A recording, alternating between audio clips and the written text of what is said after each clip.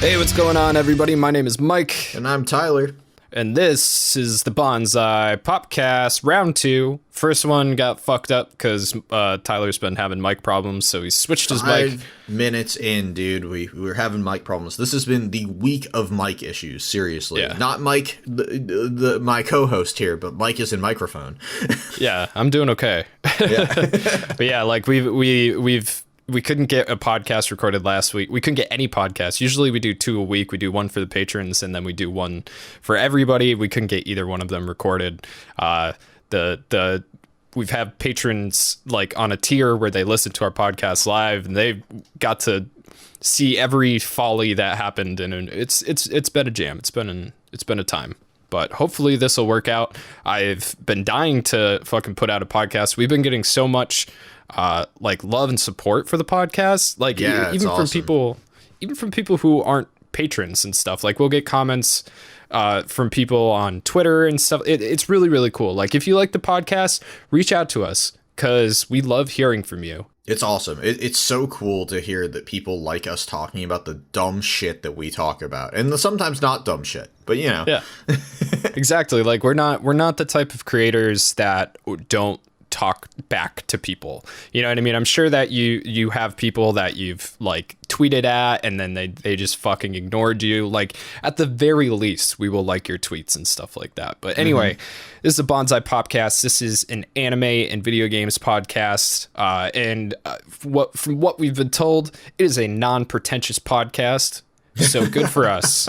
Claps all around. I saw we got a comment on our what was our most recent video? Our Vampire Hunter D video. The guy's like, this dude is super eye patch wolf, but not pretentious. Which is weird because eye patch wolf is not pretentious. He's like, such a nice dude. Yeah, and like his videos are very like chill and emotional. Like, thank you for commenting on our video. But I love eye patch wolf. Oh my God. I think it's just his accent. I think some people find accents pretentious because they're not used to them. Well, I know that talking to Kid Icarus, he maybe, I don't know, maybe he doesn't want me to say this, but there's a specific British accent that he fucking hates, which is like the Oxford accent. Okay. And I can't. It's the one that's like this, you know. Yeah, that sounds pretentious as all fuck. Yeah, you know, it's a British accent, but it's through your nose. If a dictionary had a voice, it would sound like this. Oh yes, I'm going to be going to Italy this summer on my family's yacht.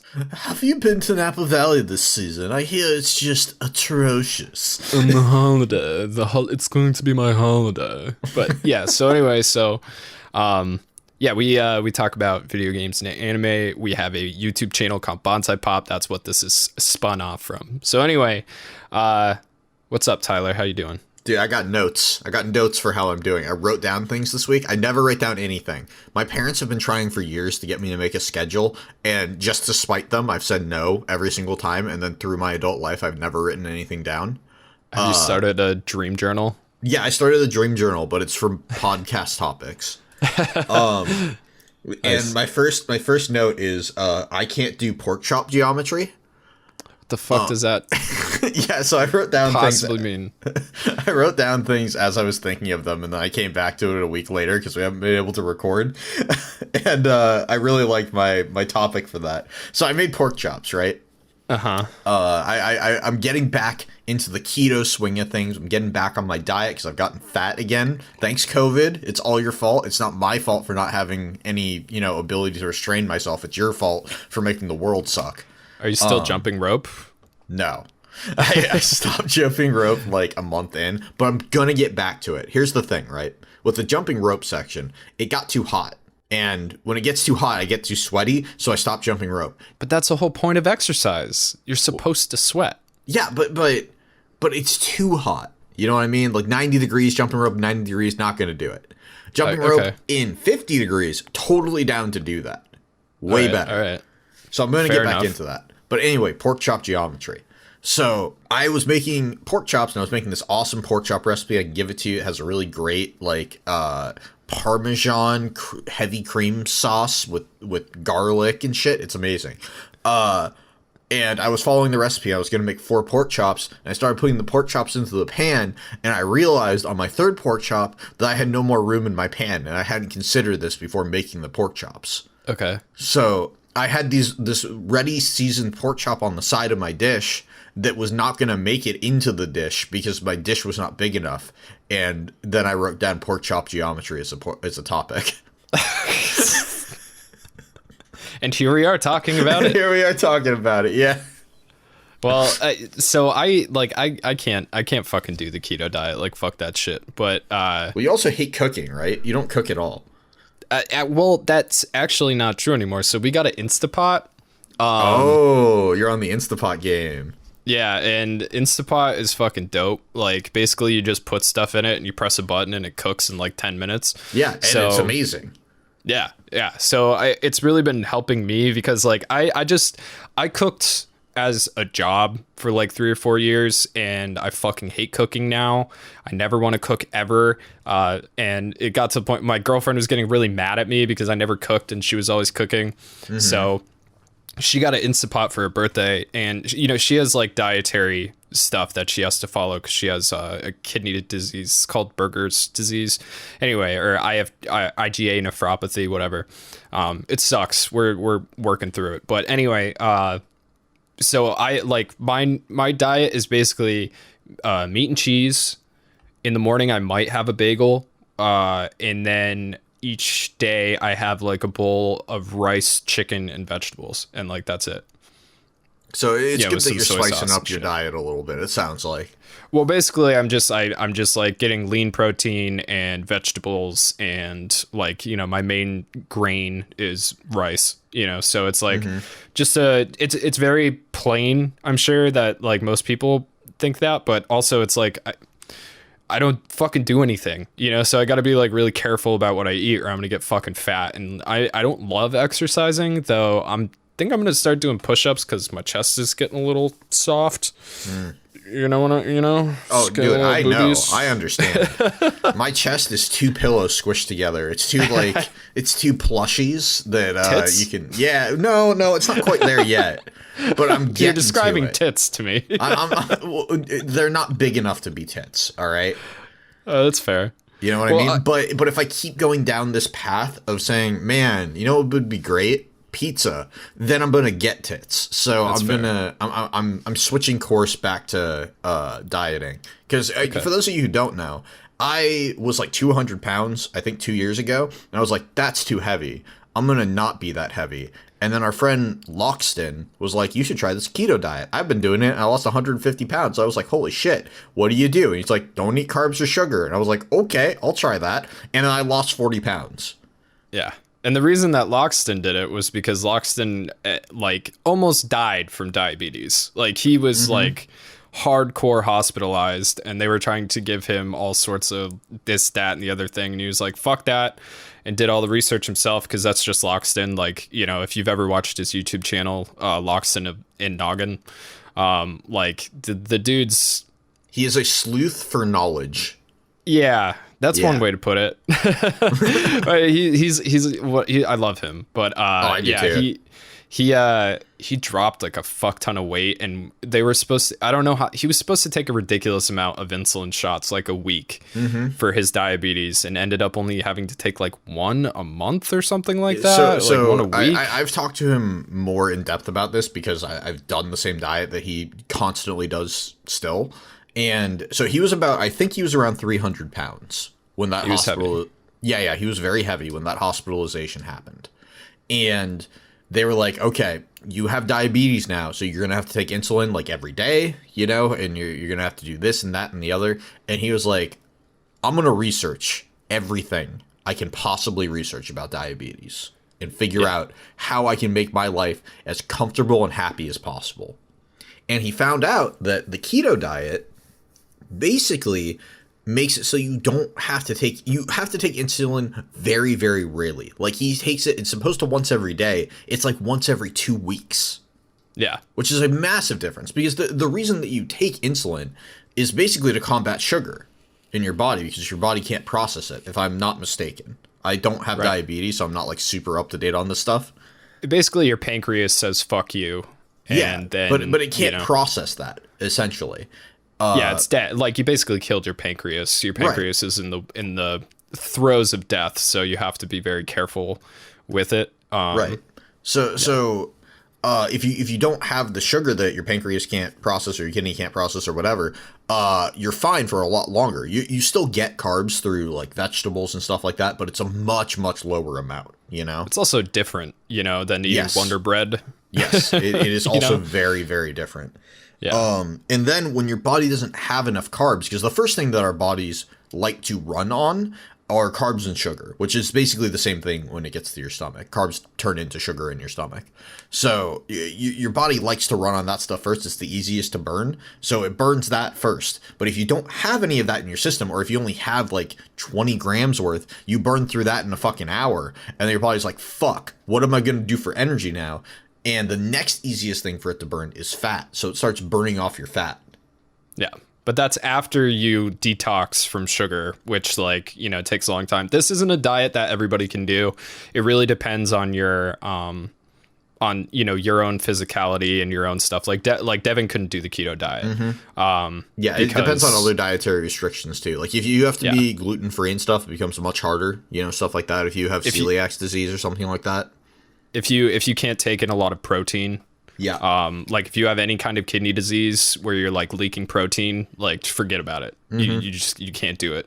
If you can't eat red meat, it becomes really hard, et cetera, et cetera, et cetera. So anyway, but yeah, it worked out for Loxton really well, and you dropped a ton of weight. And like 200 pounds doesn't seem like a lot to some people, but you're what, like 5'6", 5'7"? I'm 5'7", yeah.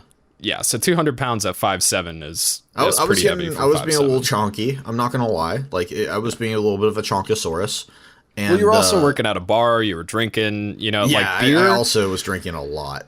Beer will make you so fucking fat so fucking fast, dude. Like, if I start drinking beer, I just, like, bloat out, like, really hard, dude. And eventually it'll, like, get you in your face, too. Like, it's just, like... Beer is rough. It sucks because I love beer so much, but like, goddamn, is it not? It's like drinking bread. Oh, I mean, you're literally drinking poison. Like, yeah, that's what you're doing. You're drinking breaded poison. Yeah, but anyway, so I wanted to briefly bring up the topic of rivals and senpais, Ty. Okay. Well, so I figure like so I'm not an only child, but I was basically raised an only child, you know, like I didn't have any older brothers or sisters. And like, I didn't have a sister until I was 10, she's like my direct blood sister. It's my parent, like my birth parents and everything like that. But she didn't come around until I was 10. So I was more like a uncle-y kind of, you know what I mean? We didn't have that kind of like brother sister relationship that a lot of people do. Right. Too big of an age gap. Yeah. Huge fucking age gap. So like when you don't have an older brother or sister, you kind of have to like find things yourself, or somebody like generally comes in and like plays that role for you. So I was wondering, like, who was your older like male influence, like the guy that showed you shit that nobody else was showing you, that kind of stuff? Either my dad or no one. Really? So yeah, I had no fucking older brothers of any sort from anywhere. You didn't have like your mom didn't have a friend that had an older kid or like anything like that? No. Really? No. So how did you come across like video games and anime? Because you watched anime when you were a kid, right? Kind of like a little bit like Pokemon and stuff. It was just on TV. Like I think Pokemon became big, and like people in school knew about the cool things. And I was like, I want to be cool with my fucking navy blue shirt on my navy blue jeans. And thanks for helping me dress mom and dad. And my fucking bowl cut hair. God, I looked like such a dork when I was younger. Not that I don't look like a dork now, but I look like a older dork. A self-created dork at this point. Exactly. Yeah, kids in school would just show me the cool stuff, and I was like, "Oh, that does look cool. Look at that horse that's on fire. I want a card like that." And then I got a Ponyta, Yeah. Okay. But I never had anybody to show me the ropes, I guess. The closest thing that I can think of is my dad had a good friend that we would go to Hawaii with sometimes, because my dad is a windsurfer, right? So Yeah. he would always try to book a week to 2 weeks in Maui to go windsurfing. And my mom went like once or twice with him, and then she was like, all right, I'm fucking done with this. You do the same thing every year. I'm bored. And she doesn't windsurf, and she doesn't want to, and she got tired of laying on a beach reading a book. But I was like, yeah. Poor your mom. I know. Oh my goodness. It's So- such a different world from me. Sorry, it's just like, we went to Hawaii like every year for 2 weeks. Like, fuck, that must have been awesome. We went to Maui, not Hawaii. I guess it was Hawaii, but it was not the big island, right? Right. And we knew of this secret beach that you had to. There is a dirt road off of the main freeway on Maui, so you just turn off of the freeway onto this dirt road, and there's like metal spikes sticking out of the road, so you have to be really careful, and you need a 4-wheel drive car to get to the beach at all. But when you get there, it's this secluded beach that only like fishermen know about, and there's a masseuse that used to work there. She probably doesn't work there anymore, but her name was Twyla, and she moved between Maui and Mammoth Mountain in California. And in the summer she was a masseuse, and then the winter she was a ski instructor. So Jeez. yeah, she had a pretty sick life. So she would just live in Hawaii during the summer, and she would give people massages, and like, you know, she didn't have to pay rent for any place because it was on the beach and it was all cash, so she didn't have to pay taxes on it. And then she would go work her ski instructing job in the winter. She had a great time. And all the Damn. windsurfers would get massages because their shoulders would ache and shit after windsurfing for fucking 8 hours in a day.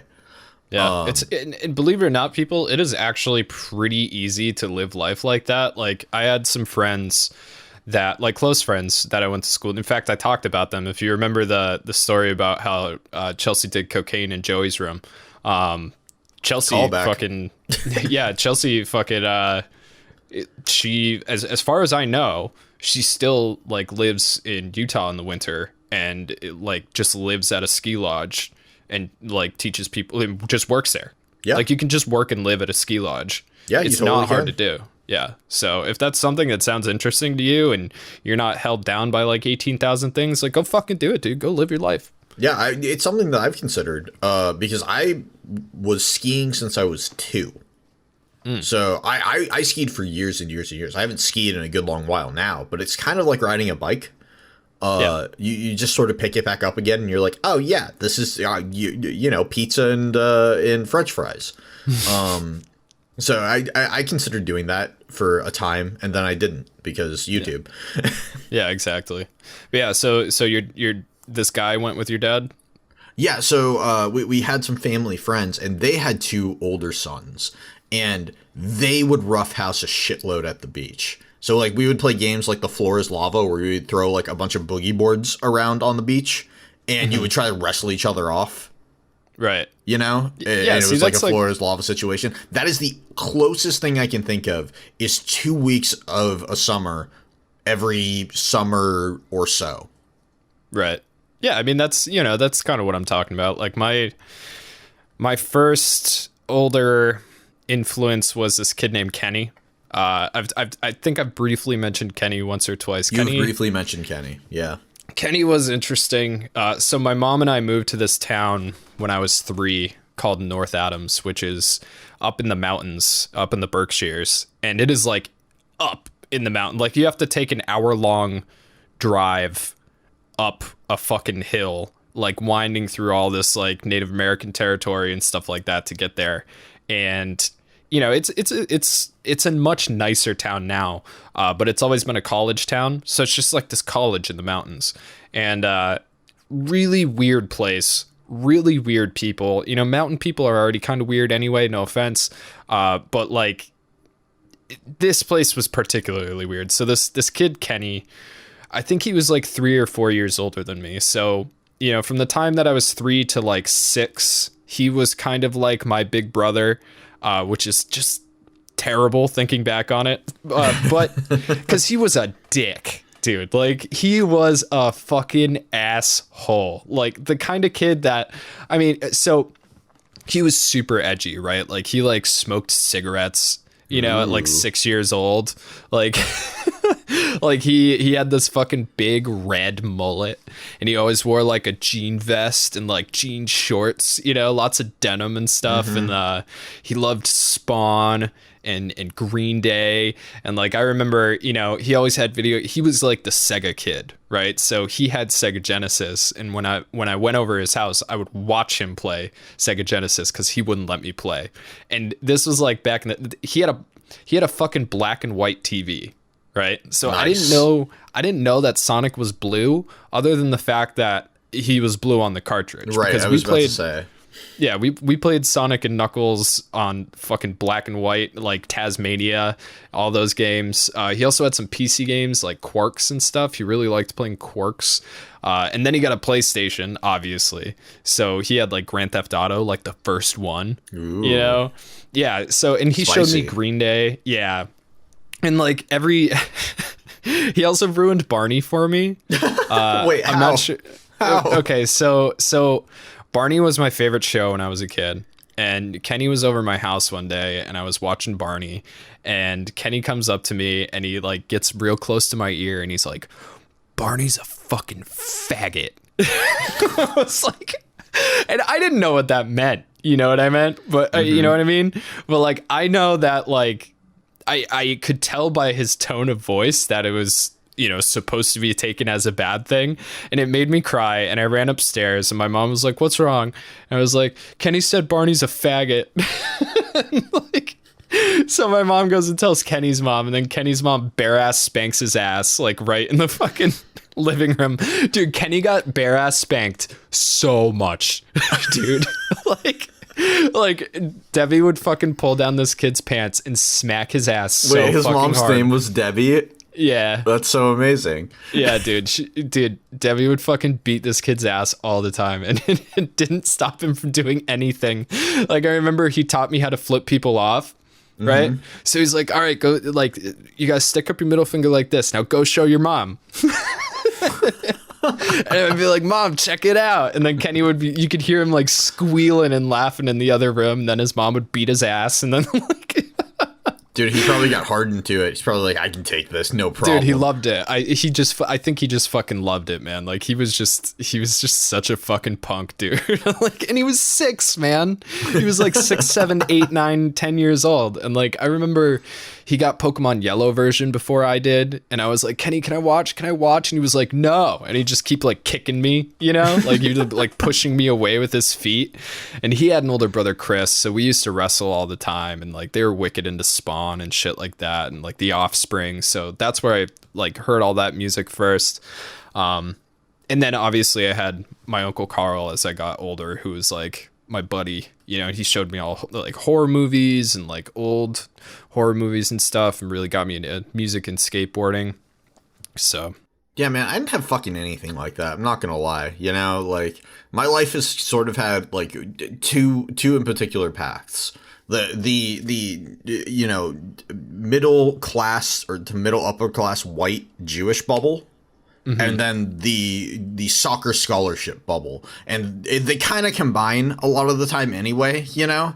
So yeah, I can see that. yeah, exactly. Because who else is gonna fucking pay for their kid to be on like the best sports team in the city? Oh, we travel weekly to go and fight or go play against the other white sports teams in the other cities. You know, like fucking. Yeah. Although that's not completely true for San Diego, because when you grow up in San Diego, you happen to be very close to Mexico, as it turns out, geographically, that's how that works. Like literally a stone's throw. Yeah, like you know, you drive 30 minutes and you're there and you're at the border.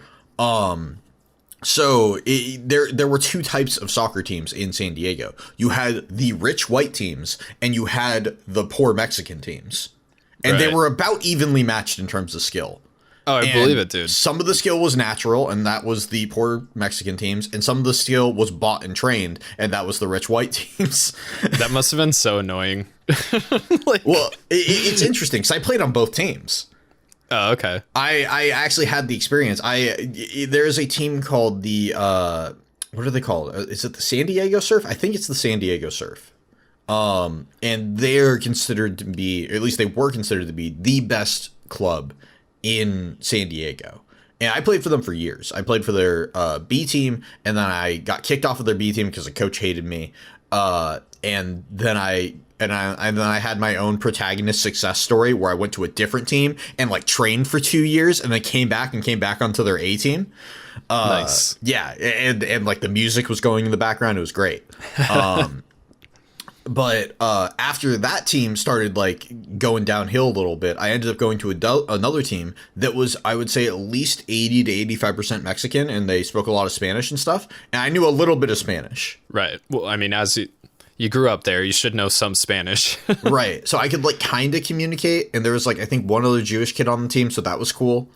But you could tell there was like such a difference between the mentality of the two teams, where like all these white kids are playing soccer and they have this certain lifestyle, and it was completely different. Like some of the kids had to take the bus to practice on the other team. And it's like, if you've ever ridden a bus in San Diego, there aren't buses in San Diego. Like they barely exist. You know what I mean? It was a whole different thing. And it really opened my eyes to the fact that it's like, oh, there's shit outside of fucking Del Mar and Carmel Valley. And maybe I should look at that. Yeah. And then I got into drugs. Yeah, because you never really watched a lot of that was the one thing that like really shocked me when I jumped on the tree school team. I was like these guys are like actually fucking dorks, you know? Like these, like they didn't like fucking, like they like played sports and shit, and, like did good in school and went to college and like. Although I did shit in college, man. I passed, but that's about it. Yeah. So, so you played video games the whole time though, right? Yeah. I mean, I played video games for as long as I can remember. My first video game console, I think I said on the last podcast, or maybe it was the Super Saiyan 3 cast. But I got it. I believe my mom got the NES from my cousin when he went to college. Right. I think is what happened. And that was my first system. Nice. And it was so awesome. did you ever have like a rival in school, like a dude that you thought was really cool, or like somebody who was like always fucking competing with you somehow? In sports, yeah, probably at least a little. But I always have a personal grudge against anybody else named Tyler. So even if I didn't have a rivalry, I would be like, there was a Tyler S. I don't remember what his name was. It was like, I mean, it wasn't shawarma, but it was something similar to shawarma. Something Jewish. No, shawarma is not Jewish, all right? It's Middle Eastern, right? Yeah, it's Mediterranean specifically. Yeah, Mediterranean. Okay. It was like, I don't know. It might have been Italian or something, like scoliota or something. I don't know. But scoliosis. I said scoliota, but yeah, something like that. There was a Tyler S, and I was like, this fucker's going down. I'm going to be better than him at literally everything. And I was most of the time. Did he ever acknowledge you though? Like as like a person, or yeah, like was it obvious that he was ever competing with you? Oh no, this was all in my head. Okay. So you never had that guy that you were always just like grinding up against constantly in life. There was another guy named Zach in my high school that like we played on the same soccer team, and then I went to a different team, but then we still played on the same high school team. So there was like a friendly rivalry, like we were friends, but we weren't good friends, because who knew when one of us was going to betray the other? Because I betrayed him and went to a different team, Right. But I still had to play with him on the high school team. Yeah. For myself, like I had my buddy Jamie, who I've talked about many times, the dude that I stuck that bottle in his ass so he could butt chug the Smirnoff Ice. Yep.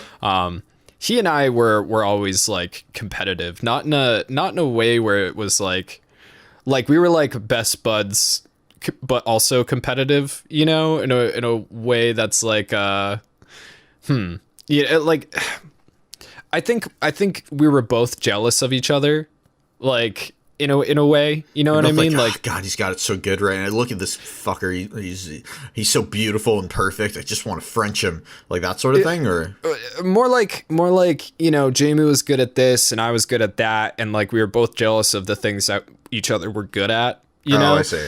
Like Jamie was always jealous of like my ability to like be the center of attention, You know, he always thought that I always like took attention to myself, and like, you know, he always like saw me as like the life of the party, like that kind of thing. But I was always jealous that he was able to like go off on his own and do stuff. Like, I'm still fucking jealous about that. Dude's been like all over the fucking place. Like, he's a totally independent guy, you know, like, and now that we're older, I think that I relied more on Jamie than he did on me. And especially like after I left, because my parents moved away when I was in sophomore year, and like when I left, Jamie like filled that bubble, you know, like really fucking well. And it was like, you know, it was good for him, but like he's spent the last like couple years in Germany, you know, just like on his fucking own, just doing his own thing. Yeah, dude. There's some people that are like that. I call them travelers. They can just go anywhere, and they fit into the mold, you know. Yeah, and I am not one of those people, and never have been. And as much as I would love to be, I probably never will be. And there are certain people that can like force themselves into it. There's some people that are naturally it, and then I think the majority of people just aren't. You know.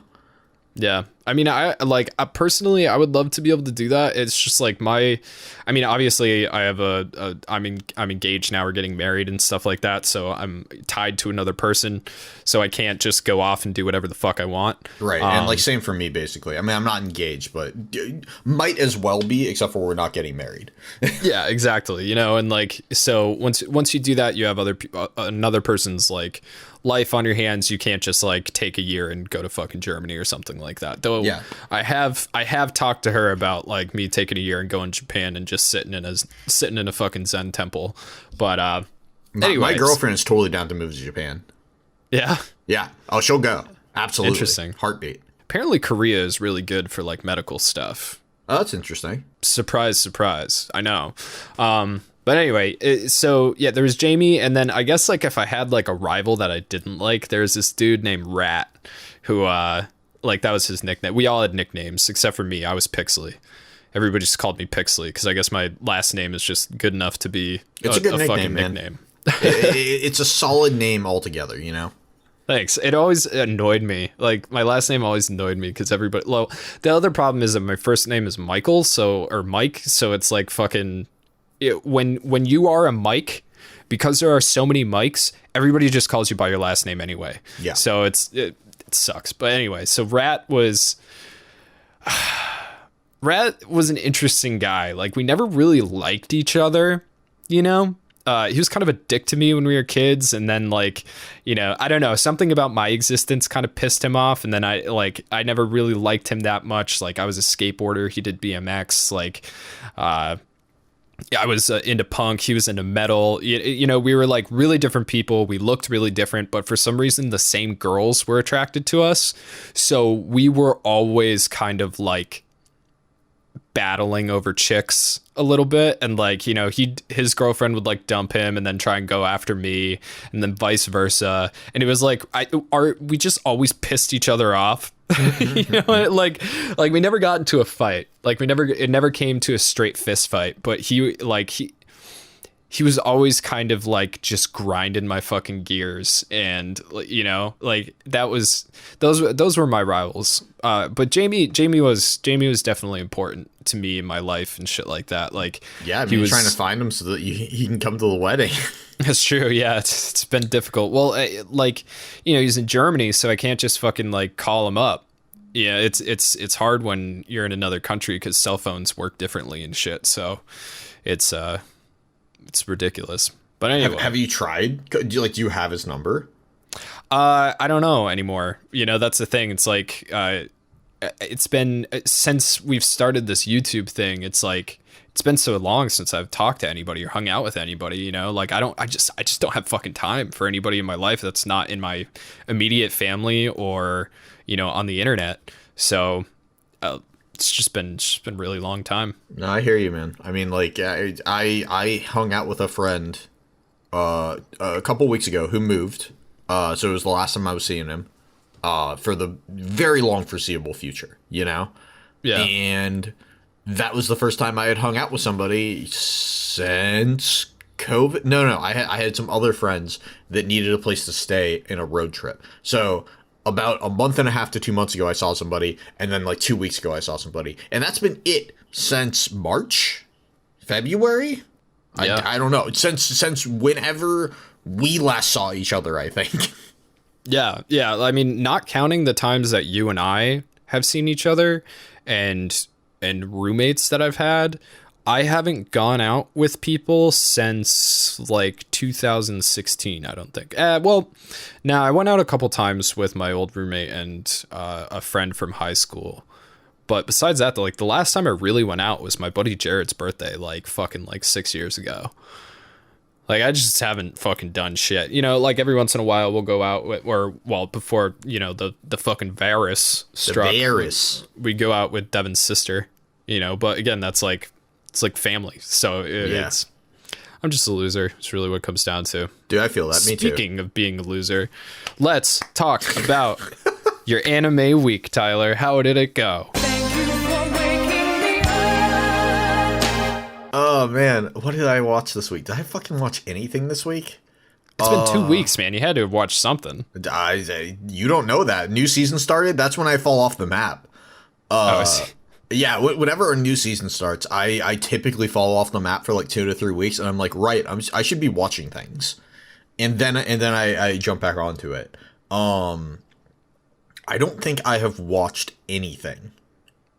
Damn. I don't think so. I watched one episode of Restaurant to Another World, didn't like it, and never watched it again. What the fuck is that shit about? I don't know. My friend Corona was like, dude, if you like Dragon Maid, you should check out Restaurant to Another World. It's like another reverse isekai. I was like, all right, I'll check it out. I watched the first episode and then just shut it off. Damn. I found it very boring. The soundtrack was super generic. It's like not as good Food Wars. Okay. At least part of it. The food, it doesn't look as good, and everybody's like, ooh, it's delicious, but their clothes don't come off. You know, so like, what's the point? Yeah, exactly. So yeah, I don't know. I will watch more things next week for sure, because I want to start, like, I want to try, I think it's Noble S. I want to start watching that new Inuyasha show that I can't remember the name of. Demon Princess something or other. Right. I'm not entirely. Why would they think that's a good name for an Inuyasha sequel? I don't know. Like, that's the thing, is like I was I was talking about the Inuyasha sequel on Twitter, and somebody was like, I didn't know it came out, and I was like, all right, well, it's called Princess Half Demon Yashahime. Yeah, so it's like, I don't, it's so fucking, like, that is the dumbest name. Yeah, right. Yeah, Yashahime, Princess Half Demon. So Yasha must mean half demon. I know Hime means princess. We can just call it Yashahime or Yash. I don't know where the inflection goes. It's either Yashahime or Yashahime. I don't know either.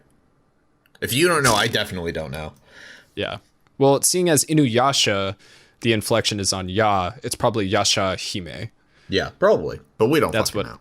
Yeah. But yeah, I haven't watched much of anything. We did our viewing parties that we do every week, so I watched Perfect Blue again because I got to write on it still because I've been lazy. We watched Devilman OVAs and all three of them, right? Yeah, all three. Yeah. The first one, okay. Second one, pretty damn good. Third one was fucking awesome. Yeah, but third one was excellent. Third one is kind of like its own idea. So like half of it is fucking canon to the manga, and then the other half of it is just like some really awesome badass battling.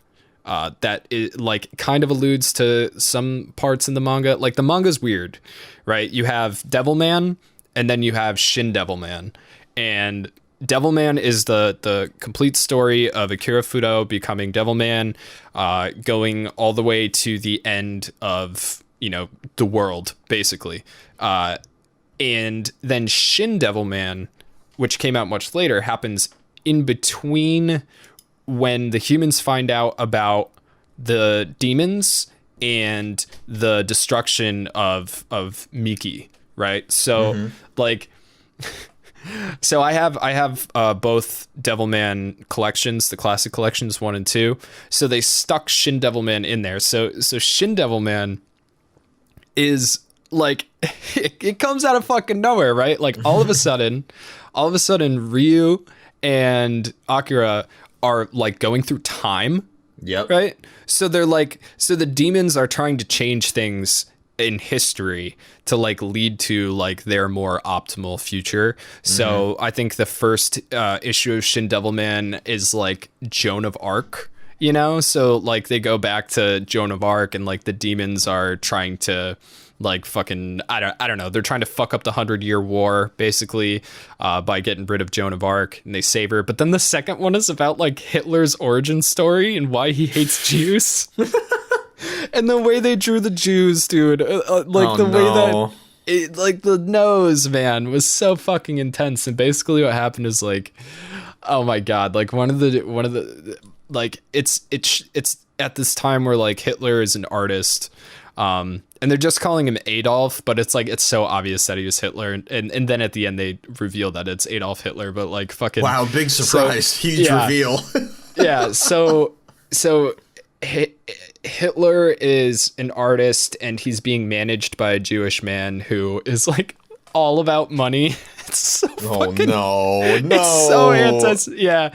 And you know, Hitler's like, I just want to make art for art. And like the Jewish guy's like, you're an idiot. Like you could sell this for so much money. He's like, no, but he's like the mayor from Extra Olympic High Class, like that sort of deal. Dude. Yeah, it's so bad. And he's like, well, this is a really special painting, you know, blah, blah, blah. And he's like, yeah, but I have this buyer who's willing to pay 5 times the amount that the painting's worth. Like, you got to sell that painting. So like Hitler goes to sell the painting to this fucking other Jewish guy, right? But it turns out the Jewish guy is possessed by a demon, and the painting is of Hitler's love, and the demon has Hitler's love, and he's just like beating her down, and like he ends up like killing her in front of Hitler and then destroying Hitler's fucking painting.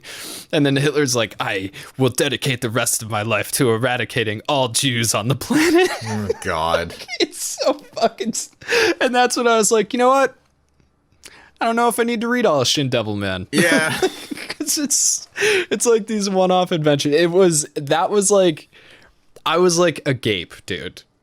Yeah, I bet you were. I'm agape right now. I am moving my mouth with my hand to create these noises. I was like, what the fuck, man? So ridiculous. Like, Go Nagai has always pushed boundaries, but that one was very fucking strange. So don't anyway. push the Jew boundaries. We've pushed them enough already. Like, yeah, leave the boundaries of the Jewish people where they are. Yeah, but that's so I was you know. I mean, basically what it was trying to say was that like demon intervention, you know, like was part of the cause of World War II or whatever. Like there's, you know, obviously like the idea of demons possessing humans has a lot to do with like the evil that already exists inside of humans and the things that they do to each other and shit like that. It's allegorical, basically. That's the whole thing absolutely. about Devilman. But yeah, the OVAs were really good. Third OVA, Amon, Apocalypse of Devilman, is fucking sick. I thought that might be in Shin Devilman. It's not. So that is just a story that was made up for that particular OVA, but that OVA is fucking gnarly, dude. Yeah, it was awesome. That was the best one of all of them by far. Yeah. And the weird thing about the OVA, the second OVA, was that they do things like out of order. Like he fights Jinman like right away, when that kind of happens later in the novel after he fights Siren. Siren's the one with the tits out who like ends up morphing in with that other demon and then dies standing up. You know what I'm talking about? Yeah, no, I know exactly who you're talking about. Yeah, so those are like, yeah, bird ladies. So those are like big parts of Devilman. Those are like big fights. But again, in the OVA 2, they happen differently. And the weird thing about the OVA and Devilman Crybaby is that in both of those, Jinman has, or Jinemon, or whatever his name is, has Akira's mother in his back, in his shell. You know what I mean? Yeah, and in the manga, it's this little girl that like Akira like looks after every once in a while. Or Akira. Sorry if I'm not pronouncing it the way you want me to. Like, whatever. But yeah, so interesting stuff. Our Devilman video is coming out the 17th. Yeah. So look forward to that. The week we're gonna from be talking today. about. Yeah, we're going to be talking about, well, a week, this Saturday, basically. Yeah, this coming Saturday, yes. Yeah, so look forward to that. This podcast isn't going to come out the same day we record it, because it never does. Right. Yeah, hopefully it'll be out tomorrow. Like, I would like to have the podcast come out as soon as possible. That way, everything that we say is, like, as relevant as possible. It's very fresh. Yeah. So, so we did the Devilman OVAs. Did we watch anything else? No, well, other than Perfect Blue, which I did a second viewing party for because I was like, I should watch this again now that I know the ending so that I can like pick up on stuff better. And that was just a good call in general. Yeah. How was the second viewing a fruitful one? Yeah, I would say it's much easier to piece together what's going on when you already know the twist, which I'm not going to reveal at this moment. But it's still scary, and it's still an excellent psychological horror thriller, you know? Right. Even going through it the second time, I'm like, I'm still creeped out by this. But I definitely caught on to things that I did not notice the first time, and the story in my brain is much more fulfilled now. Like, it's more filled out. Okay, cool. Yeah, because we're doing a video on that one after Devilman, and then we have a special video that I'm not going to tell you about, and then obviously we have the one that's coming out on Halloween because there are 5 Fridays in October this year, so that really worked out for us. We got to stretch out the Hellmouth, but we're doing 6 videos, so we have an extra special video that's going to be coming out midweek on the last week of October. And I'm saying it, so now it has to happen. Yeah, I was about to say you've really dug us quite the hole now. Now we have to do it. Well, it's all right. Like I'm ready. I'm dedicated to it. You know what I mean? Ready and dedicated. I want to do it. I think people are really gonna like it. So I'm excited. For sure. So did you watch anything this week? Yeah, I've actually watched a lot of stuff. So I watched the new Inuyasha Yashahime. And it was pretty rad. It's weird to see Inuyasha in widescreen. I bet. And done digitally, you know? Like, it's not 3D, but it is obviously, like, digitally created. And the first episode was just another episode of Inuyasha, and I'm not going to complain about that at all. Like, you get to see Yashahime a little bit. Basically, like, she's been captured or something by somebody, and this guy is like telling her the story of whatever. But yeah, it's basically just an episode of Inuyasha. All the characters are there. So I'm interested to see where it goes. I don't know if there's a manga for it. But if there is, I'll probably end up checking that out too. And then I watched The Adventure of Dai, which is the Dragon Quest anime, which I was really excited about. Yeah. So, The Adventure of Dai was a late 80s Shonen Jump manga. If you played Jump Force, Dai's in Jump Force, he's a playable character. And I read a bunch of the manga. I think I read like 60 chapters of it earlier, or like late last year. And it was pretty good. I mean, obviously, like, I love Dragon Quest. Tyler is now more into Dragon Quest. I love Akira Toriyama. I'm 90% sure that the manga was not done by Akira Toriyama, though. However, obviously the artwork is inspired by Akira Toriyama because he does all of the Dragon Quest stuff. If you're new to anime, Akira Toriyama's the Dragon Ball Z guy. So, you know, he did Chrono Trigger, like stuff like that. Anyway, so it's really interesting. It's really fun to see all the Dragon Quest monsters. Like, even if you've only played 11, you'll know everything that's shown in the anime. So that's really cool. And it seems like it's pretty faithful to the manga so far. Granted, I've only seen 1 episode, so there's that. But it's just a fun time. And if you really like Dragon Quest like I do, you're going to like the anime. Cool. Yeah. I'll check it out then, for sure, because that would be a fun way that we could actually get some video games into the channel, you know? Very, very true. Yeah. And unfortunately, ReZero is on a break right now. It's not coming back till January 22nd. So Oof. That is a long time. yeah, that was our major watch that we had been doing. Yeah, we I think every single episode of the podcast we have talked extensively about ReZero because we're both so into it. Yeah. And it stopped on such a cliffhanger too. Yeah, like, it really did. What I'm excited rough. about though is that my girlfriend hasn't watched it yet. So I'm gonna rewatch it with her. She hasn't watched any of it? Any of it. So we're gonna go through season 1 and 2. Cool. All right. Yeah. Interesting. I wonder how she'll feel about it going straight through like that. Because there was so much hype for season 2. I mean, what did it take, 4 or 5 years for season 2 to come out? I think it was 4. It might have been 5, but I think it was 4. Yeah, it was a long ass fucking wait. time, dude. Yeah, and like, God, it took so fucking long. And now we have to wait another 3 months for it to come back. So, I mean, dude, whatever. It's not 4 years. It's true. Yeah. Well, 3 months for another, 13 episodes or something like that? 12 episodes? And then who knows? Yeah, and then,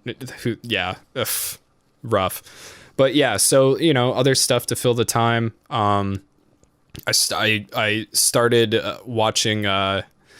I want to remember the entire name of it. It's like Misfit of the Demon Lord Academy or something like that. I'm going to check that out. Fill the dead air, Tyler. Well, so the other one, I don't know if it's available yet, but the one that we had talked about before with the rat battles, I need to find out if that one has started yet. I think it has. It might even have 1 or 2 episodes. It's past the 7th, so it should, almost everything was starting between the 3rd and the 7th. So I've been fucking up because I totally forgot about that literally until you were like, Tyler, fill the air. And I was like, oh God, what should I talk about? Oh, right, that's a thing. So I want to go and check that out. I don't know if you've checked that out yet. I have not. Because that was like when we were reading through what was coming up for the season, that was the one that really hit me as like, oh, fuck, we got to cover this. Yeah. Now I can't remember if we actually put that in a podcast or not because of how many we had to fucking delete less. Oh, fuck, you're right. I think... Well, either way. I think it was in the last podcast. I think it was in the last Bonsai Popcast. I think so. Somebody will let us know. But yeah, I've been watching the Misfit of Demon King Academy, and that's the one where, like, it's a stupid anime. I don't recommend it to anybody unless, like, you think, like... It basically, it's about this fucking one guy who used to be the Demon Lord, and he is reincarnated 2,000 years later, and like he pops out as a baby, and his parents are like, "What are we gonna name you?" And he's like, "Name me like Anzul Gaunu." Obviously it's not Overlord, but it's basically Overlord, but same idea.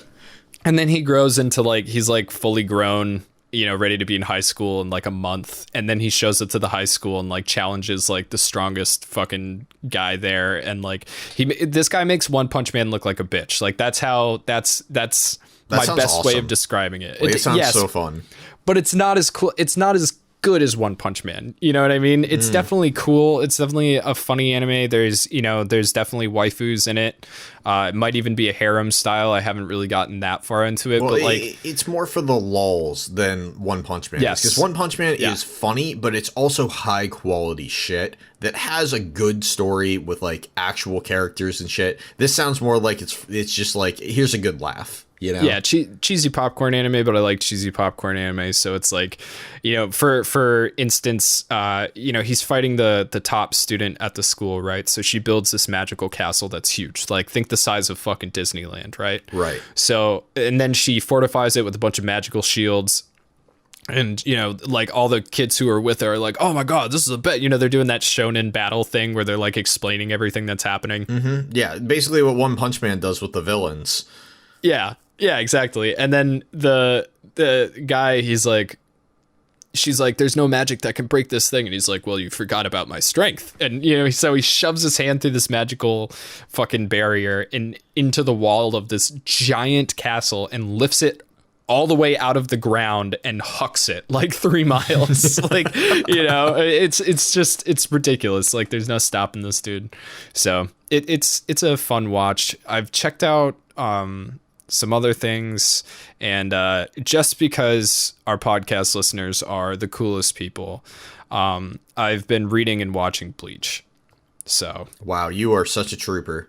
Yeah, people have been asking for a Bleach episode for a really, really long time. Literally since day one. Yeah, and I am going to give you guys your Bleach episode. Now, Bleach is not my favorite anime of all time. But as far as the manga goes, the manga is really good so far. Oh, nice. So, like, it's slow. Like, it took a while to get to the Seirete, which is like in the spirit world and stuff. It's like the first big major arc with like major power-ups and all that stuff like that. I'm like 130 chapters into it already. But like, I understand why people, especially people who read the manga, love Bleach as much as they do, because the artist, the mangaka, is amazingly talented. Like, his art is so fucking good. It is so cool. Like we're always talking about how like anime is punk rock cartoons. Like, Bleach is punk as fuck, dude. Like Tite Kubo, and there's another guy, Atsushi Oba, are fucking like, dude, they kill it. Like, the art, like the fashion, like, it's just got so much feeling and attitude and momentum in it. Like, unfortunately, when they're in Spirit Society, everything is very samey looking in the background, but in general, everything is very good. The girls are super cute. The emotions really come through. The facial depictions are great. Like, it's all really good. And the anime fucking fucks that up so bad. Like, I do not know what is wrong with the like the animation studio that did Bleach, but like fucking like Ichigo just has this like thick neck. Like, he just looks like a penis or like a thumb in the anime, and I cannot fucking get over it, dude. And I don't know, it's like, it's very interesting. Chad is a super interesting character. He was born in Okinawa, but then was raised by his grandfather in Mexico. Mm-hmm. I think he's the only Hispanic representation I've ever seen in anime or manga. Like, wow. Yeah, like, he even calls his grandfather his abuelo, like, like all sorts of, like, it's very, very interesting. Chad is cool. Also, Neognosis wanted to recommend Akudama Drive, says the animation style is really good. So I just wanted to throw that out there. But yeah, so the manga is really good so far. Again, I know that it gets disappointing, but I do understand why people like Bleach as much as they do. And like, I don't know, it's hard to explain how good the fucking art is in the manga without like having somebody read through a chapter. But like, it is fucking dope. I cannot say I cannot express how much I like the art in that. I mean, that's really good to hear, man, because you really don't like the anime. I do not like Bleach. So I'm excited that we're gonna make a Bleach episode that's not gonna be completely negative, you know, because I think it's much better to come from a place of like, look at what this was, and then look at what they turned it into, you know? Right. I think that's a much better story arc, so to speak. Yeah, like I'm interested to see how I feel at the end. There are 733 chapters, so I'm only like a seventh of the way through. But I mean, that being said, I'm making really good time. I read all of Naruto in like 3 weeks, So like, are you trying to get this done for November? I would like to have it as an option, as a haha, you thought we were done first week of December video. Yeah, you know what I mean? I do know what you mean. Yeah, so like something like that. So I figured that would be interesting. I'm not going to yell about it on social media. I'm not going to yell about it on the channel. Those who listen to the podcast, hey, guess what? You got some sneaky news for you. Sneaky deaky. Yeah. And also our patrons, at least some of them who were in the chat at the time, knew about this earlier. So unless you got anything else that you watched, Ty, I mean, I have other stuff that I did. I've been busy, man. I've been reading like fucking crazy. I read all of Battleship Yamato, damn, which is in the universe of Galaxy Express 999. So that one is really cool. It's a classic. If you are interested in that kind of stuff, I mean, like we could do a whole podcast on like Galaxy Express 999, Captain Harlock, Space Battleship Yamato. All of the stuff from that universe is fantastic. It's very old, so it's not. It's like you could in 2020 you could pick up Bleach and be like, ooh. You know, in 2020, picking up Space Battleship Yamato, unless you have like a refined palate or a desire to get into classic Japanese fiction like that, might be a little bit difficult. It might be a little jarring because, you know, the art style was very different back then. Right.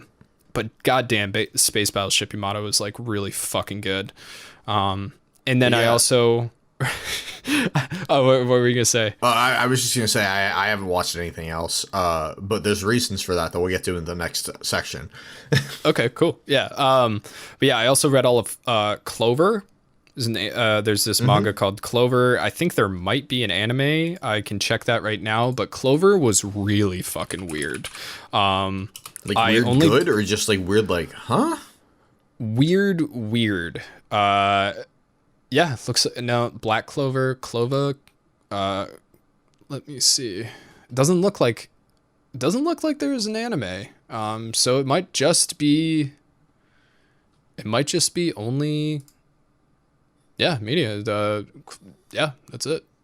Doesn't look like there is an anime at all. But yeah, Clover was just really fucking weird. It's this sci-fi classic of like, how do I explain it?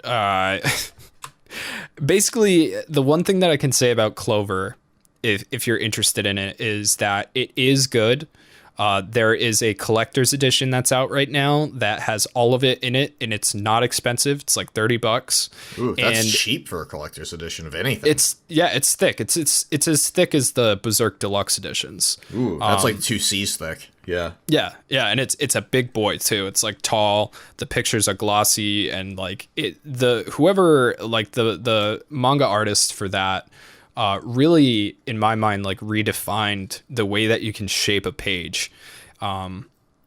It's subtle and like really pretty, and it was just a very surreal, odd experience about these people who have magical abilities that are taken from their homes, and you know they kind of have like the power to destroy the world, but there's this society, this like upper echelon of civilization, like the rulers of the world, who are keeping them secluded, and it's like a mix of technology and magic and stuff like that, and it's very, very, very strange and sad too, kind of. I don't know.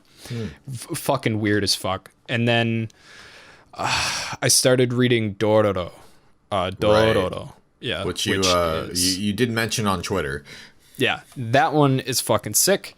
It's about a samurai boy. Well, basically it's about this guy, right? This samurai or lord or whatever, who wanted to get all the power.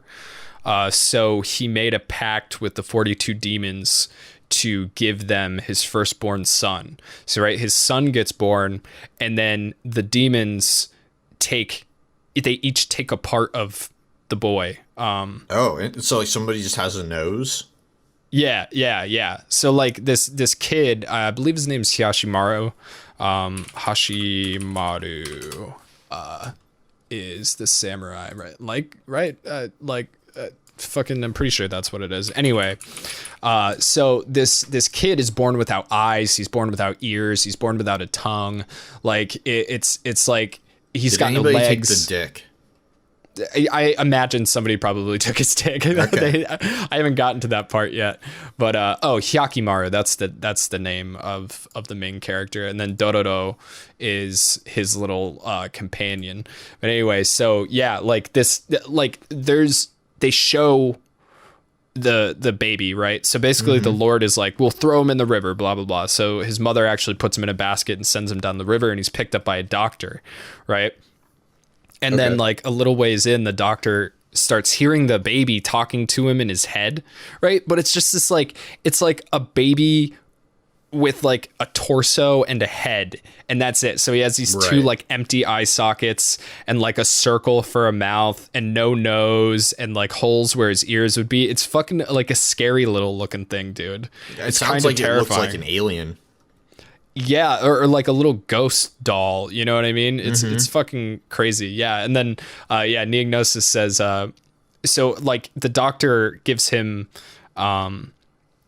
like prosthetics, you know, like glass eyes and like a wig and like, you know, prosthetic arms and legs and stuff. And then but what happens is that demons start showing up, right? Because the demons are constantly after the rest of Hyakimaru. So Hyakimaru has to leave the doctor's house, you know, when he's like 12 or 13 or something like that. So the doctor fucking puts blades for his arms, man. So it's like his arms are like sheaths for his blades.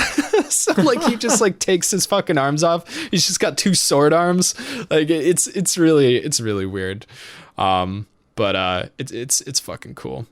But yeah, so that has been I've had quite the anime week myself. Yeah, dude, that's a fucking whole thing. You got all sorts of shit going on.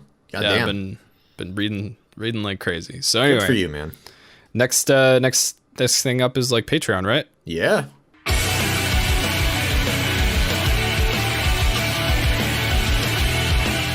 Okay. You were gonna explain something about. Well, I forgot the Patreon is our next part and not the video games. Yeah, so it's in the next part.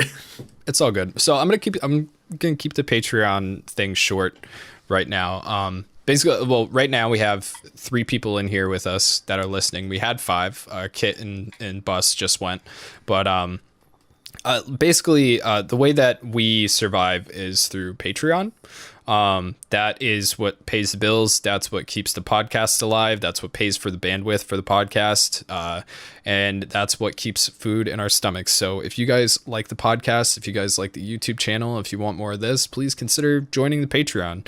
If you are a big podcast fan, you get an extra podcast just for you that we do not release to the public, depending on your tier, obviously. But it's pretty fucking reasonable. Like, yeah, like all of our tiers are reasonable. The only reason we have large tiers is because people requested them. It wasn't anything that we were ever going to do. We had to think of new things to give people. It was, and that's working out too. You know, we're keeping shit real. We had a dope time. Our $200 tier that we never expected anybody to go into. We give you a present and we hang out with you and like do whatever you want. And we had a dope time with Neognosis playing Star Wars Squadrons yesterday. It was Ekum. You're just looking at the chat. Oh fuck, you're right. It was raining Ekum. I am looking at the chat. Yeah, it was raining Ekum. Sorry about that, Ekum. I knew it was you. Ekum's in here listening. That's also part of the like one of the higher tiers is that you get to listen to the podcast as well. Yeah. Ekum's laughing right now. But yeah, so yeah, we hung out, we played Star Wars Squadrons, which obviously we'll talk about in the fucking video game section. But yeah, our Patreon is like a family. You know, every morning when I wake up, I go in and I say hi and we talk to people for a while. I do vinyl streams, which is a lot of fun. Our buddies over at Tiger Lab Vinyl are sending me a bunch of stuff that I can share with the patrons. Like I've put a lot of time and effort and money into setting up a turntable that I can actually stream out. And it's just a ton of fun. And we do the viewing parties. Obviously, you get your news early and all sorts of stuff like that. And people really fucking enjoy it. And people are really sweet. Like, you know, we were talking with Ekum yesterday during our hangout, and he was like, I can't believe how many people are in here that are chill. Like every single one of the people in here is fucking chill. And he's like, that is such a rare thing to find, period, let alone on the internet. The fact that like 500 people can get along and enjoy the same things. Yeah, it's fucking cool. It's really cool. So yeah, I actually wanted to highlight a comment that wasn't from our Patreon testimonials. Yeah. We have a venting channel in our Patreon where people can, talk about their problems or just vent about their day or what's going on in their life. Yeah, it burns when I pee. Yeah, stuff like that. And, somebody came in with some relationship issues, and I was talking to them, and I think Bus was talking to them too. And what's their name here? Shaunanem 112 commented and just said, "Hi, I'm new here, and I just wanted to say that it's amazing that channels like this exist where you're able to support and help each other. This is the first Discord I've personally seen that has done anything like this, so good on you guys." Yeah. We do our best to get to know our patrons and spend time with them and just it's awesome to go into a Discord like family like this and you just have support when you need it.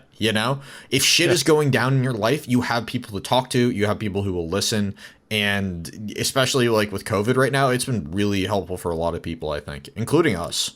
Yeah. Oh yeah, for sure. I mean, it's been a huge part of my social life, and same. Also, when it comes to people helping you out, that also includes us. You know what I mean? We're not your therapists, obviously, but if you're down, we'll say hi. We'll wish you better and whatnot. That's. I think I said, but I made a little video that a lot of people signed and stuff to help Bus feel better when he was having a really rough week. Yeah, he's been working his butt off, and it's been bringing him down. He hasn't been able to hang out in the Discord as much as he wanted to because of it. So, we tried to make him feel a little bit better. But anyway, that's Patreon, patreon.com/bonsaipop. Check it out. And let's move on to video games.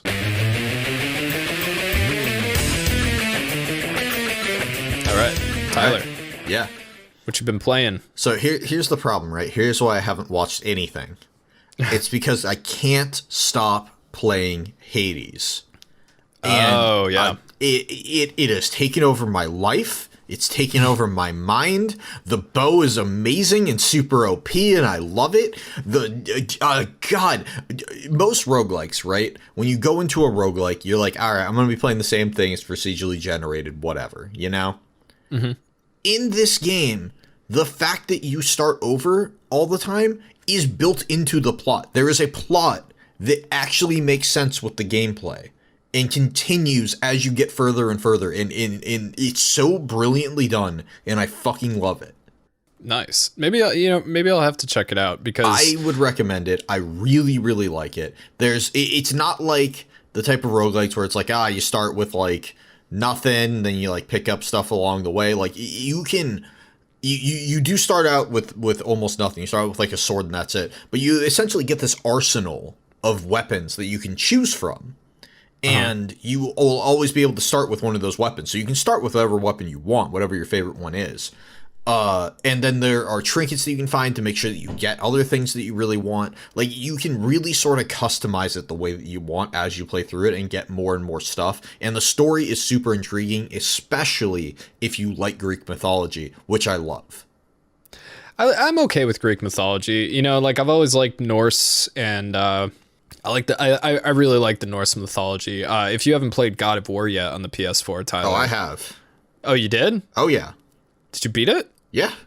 Dude, that game is fucking sick, right? It's amazing. Yeah. That game's phenomenal. Yeah, but I played it as soon as my PlayStation started working. That was the first thing I bought.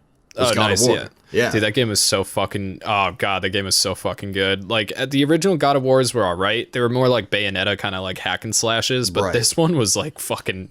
Whew. Oh, they figured it out, dude. They made the perfect game. That game is phenomenal.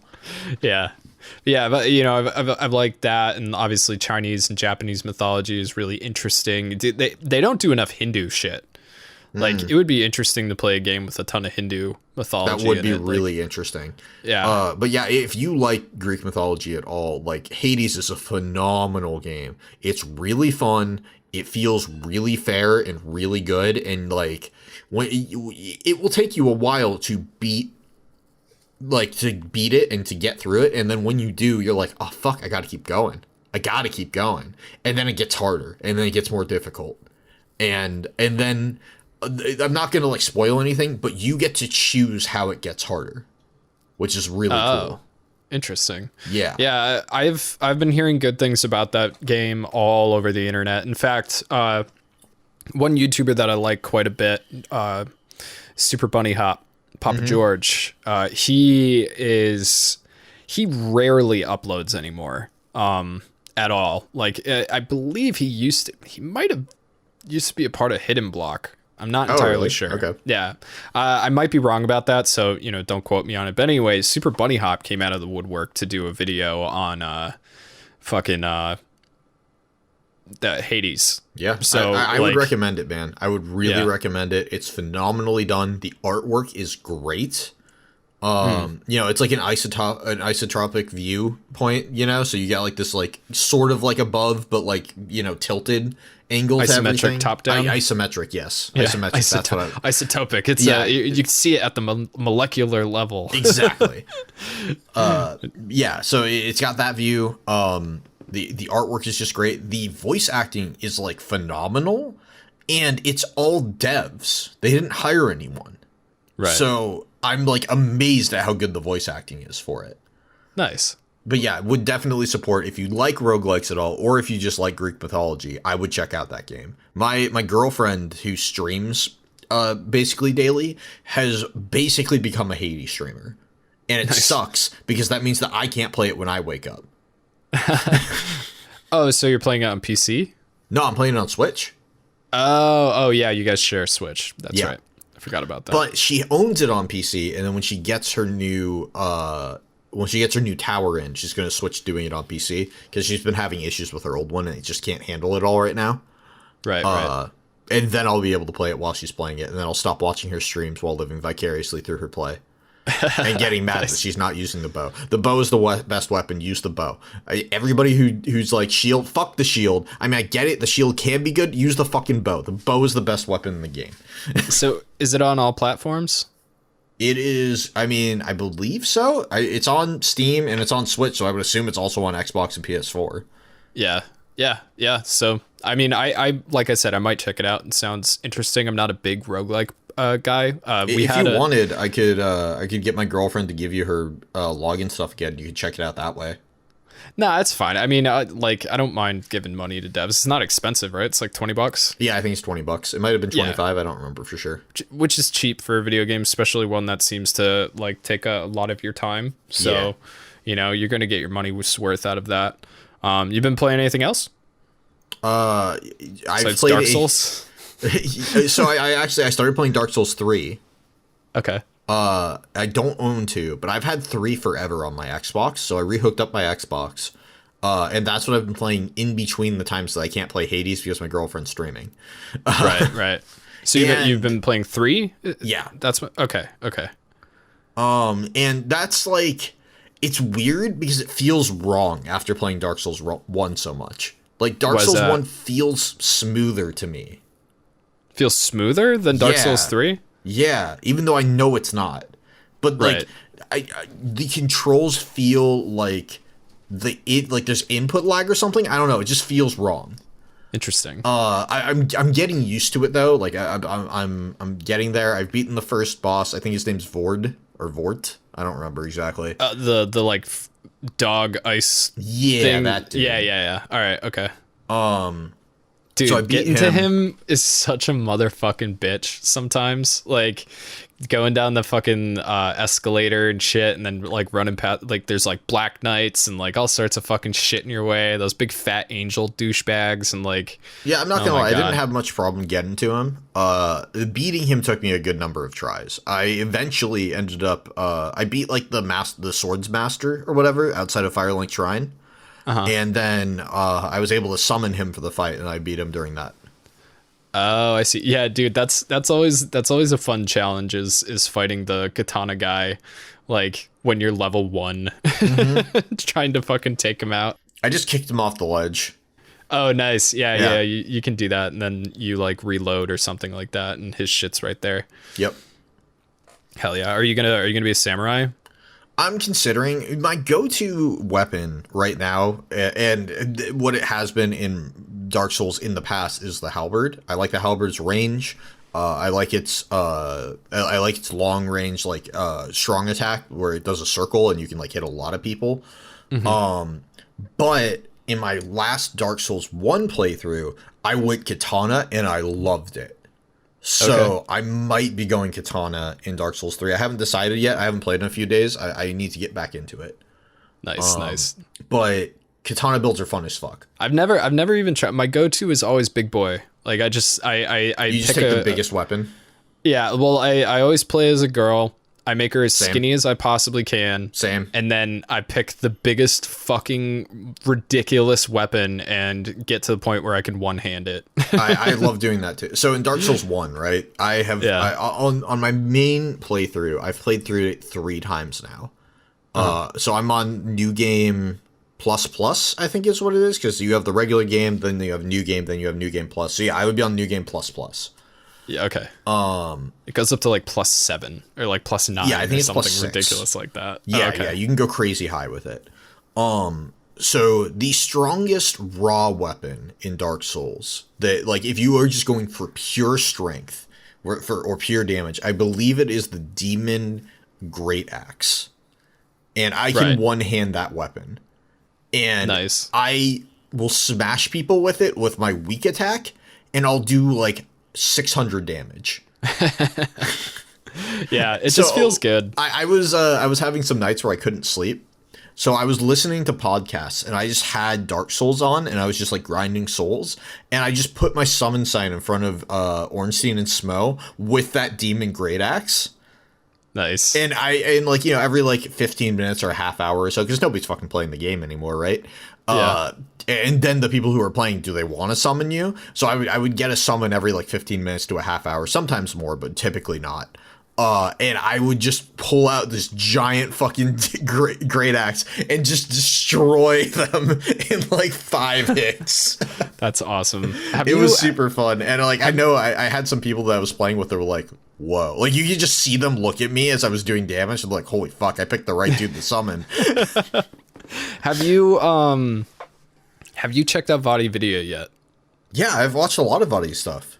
Okay, cool. Yeah, because like I mean, I know, like, I'm sure there's plenty of people in the Dark Souls community that are like fucking sick of Vadi Video because he gets all the attention. But like, dude, like, even if he doesn't do all the research himself, like the way he compiles it just like adds so much to those fucking games. Right. You know, like knowing what you are, where you are, why you're doing what you're doing, who you're talking to, like all that stuff, their stories, it makes those games so much more enjoyable, you know, at least to me, because it's such a bitch to figure it out. Like if you're not like one of those people that will just play Dark Souls over and over and over and over again, which like if you're just I am now. Yeah.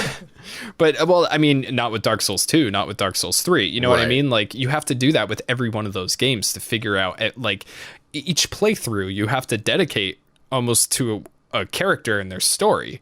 Right. It's very hard to juggle everybody in a single playthrough. Especially the later games. There's so many characters, like, in the later games. I've just looked, like, a little bit at the lore, and it's like, holy fuck, bud. Nah. Yeah. Yeah, and some of the stuff you have to do is so fucking specific, you know, like Dark Souls. Like, somebody happened chanced to figure this out, and that's how we know about it, you know? Mm-hmm. Like, yeah, that's the beauty of Dark Souls, is that, like, it is a community game. Like, you are going to figure that game out with, you know, like 800 other thousand people that are playing it, like, you know, and they're going to come across secrets that are going to enhance your experience. That's why you do what you do in the game. It's yeah, like there's an enemy in Dark Souls 3 that carries around this cage on its back, and only because I had seen it was either Vadi Vid or somebody else, that I know that you can not attack that enemy, come up behind it, and then you can actually interact with that cage and special shit happens. Yeah, you can like get into it. Yeah, you can get into it, which brings you to a covenant. Like, you know, it's fucking insane. Yeah, like I'm so excited for the Demon Souls remake. I have to get like Devin and I have been talking about PS5. She doesn't want to get one until the special edition consoles come out. But I want to play fucking Demon Souls and Resident Evil 8. and all the other fucking dope ass things that are coming out for it. So I'm probably gonna wait. I want them to figure out the kinks. I'm also I was talking to my girlfriend, and apparently they are like solderizing a solid state onto it somewhere that like will eventually die, and then you're gonna need to replace the entire system, so it's not gonna last as long as their previous systems probably. great. Which makes me a little less interested, but I still don't want an Xbox, so I'm still probably gonna get one. You know, Fuck Xbox, dude. You have a PC. You know what I mean? I Like know, what? I know. Like what are you gonna get on Xbox? We both have Xbox Game Pass on PC for free for 3 months. Yeah, exactly. So it's like, what are you gonna get on fucking Xbox that you can't get on PC? Halo sucks now. Yeah, you Halo know, does like suck now, they don't have anything, and it's also on PC, the good ones. Yeah, exactly. Like Xbox doesn't really have anything, in my opinion, worth fucking buying. You know, like why would I get one? I hear you, man. I hear you. No. And I'm in the same boat, honestly. Like I'm not gonna buy an Xbox. I will probably put money towards a PS5 eventually. But honestly, like right now, I am saving up for 2 things. I want a new computer eventually, because mine is getting a little slow. It's still working fine, but like I would like to get a stronger one for sure that will like last me 4 or 5 years. Yeah. Kind of like what you did. Yeah, except I'm super annoyed because the second I fucking bought this PC, they came out with the fucking 30 series for right. the fucking RTXs. Oh my god, it's right. so fucking and my girlfriend did use Digital Storm, by the way, to buy her PC. So she used the nice service, yeah. Yeah, Digital Storm will make you a beautiful PC if you have the money for it. Yeah. So that's what I'm saving up for right now, and then I'm saving up for our Japan trip also. Yeah. So right now I've got like a couple grand saved up, but also like I need to worry about taxes and shit. So I don't know how much I have, and I'm worried to spend it on anything yet. You know, I want to have like a good base. That's fair. Yeah. And then I want tax season to be over, and then I'll consider spending stuff. Yeah. Well, I mean, so Japan doesn't even open until late spring. So right.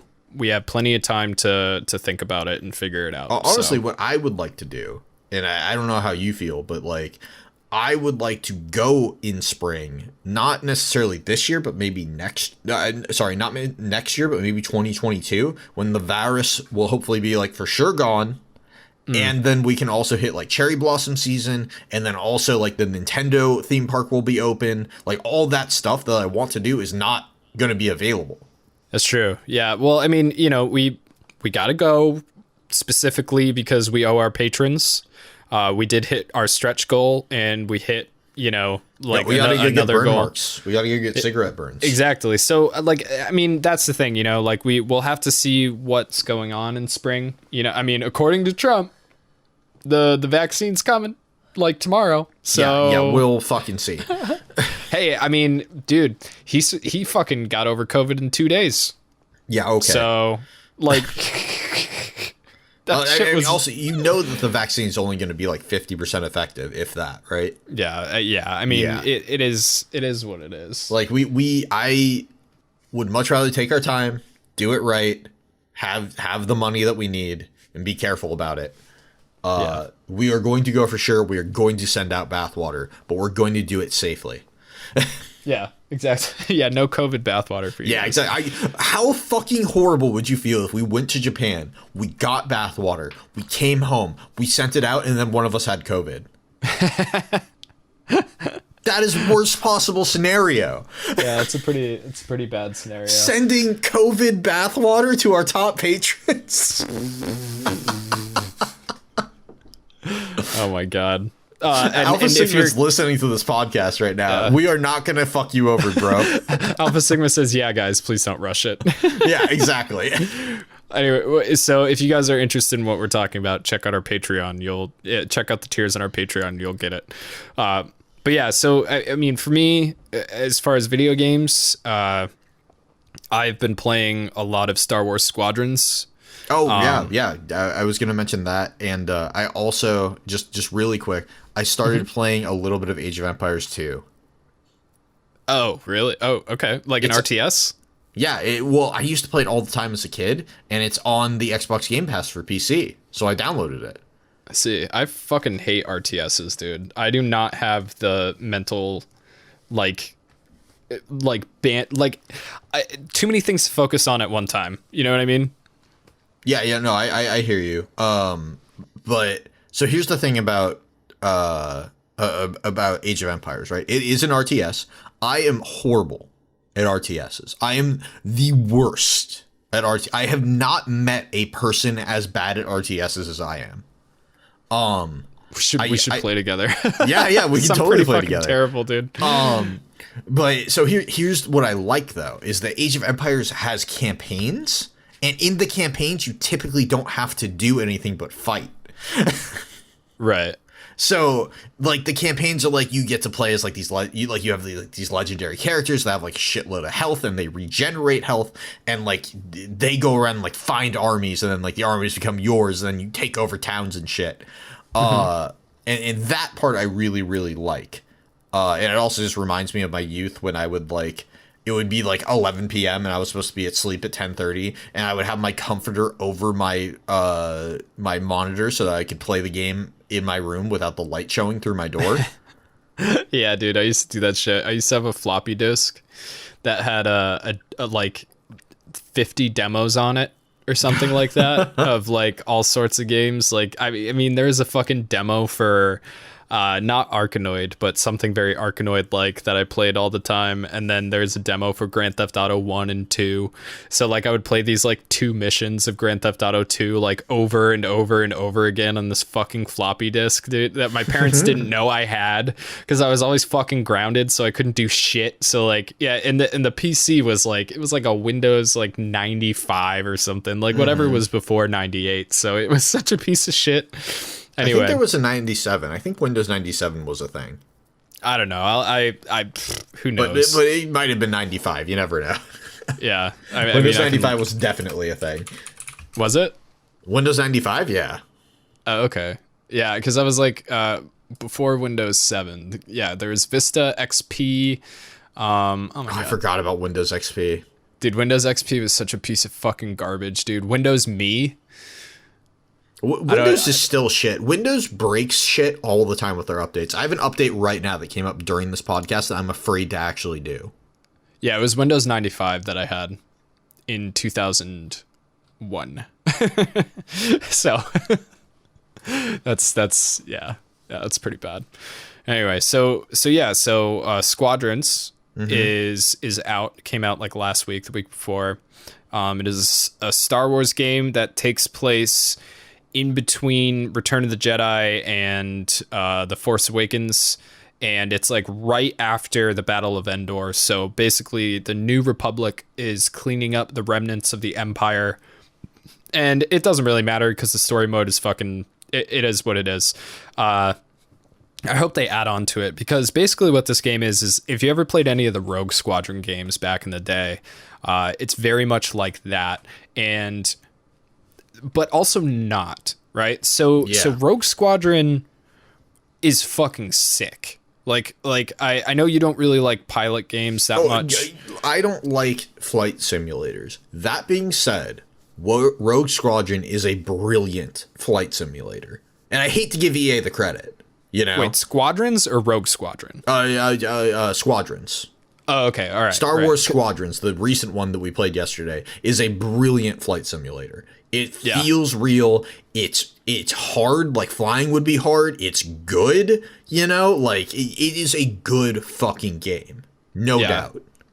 And it can be, like, super duper fucking exhilarating. Like if you're in like a fucking dogfight and you're in the right level, like there's a couple levels that are just kind of open space, but like there's ones where like you gotta, like there's shit floating around and stuff, and if like you're in an A-wing, which is like the fastest ship, and you got your fucking speed on and you're boosting and stuff, and you're taking this like tight ass turn up and around a fucking asteroid, dude, and then you're doing a barrel roll while you're doing it, and it's just like you got one guy after you and you fucking get around behind him, then blow his ass up. Like it is like, it literally makes you just go like, woo, you know, like it's fucking nuts, man. Like it is a nutso game yesterday. when we were playing with Rainy Eckham that were just like, I was sweating by the end, you know? Yeah. Like, yeah.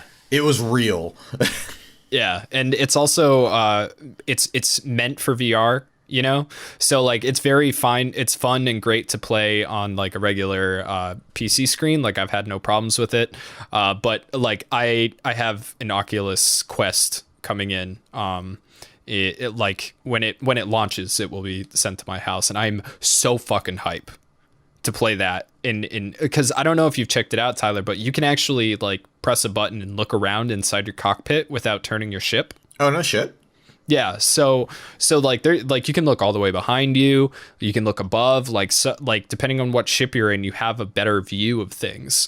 So I'm imagining that in VR, like I'll be able to look up and see through the like the, you know, the whole the glass shuttle capsule, right? Yeah. So like when somebody flies over me or flies behind me or flies beside me, I can turn my head and fucking look at it. You know what I mean? Oh my god, that'll be amazing. That's what I'm saying, dude. Like it like fuck yeah. That I'm so hyped for that, dude.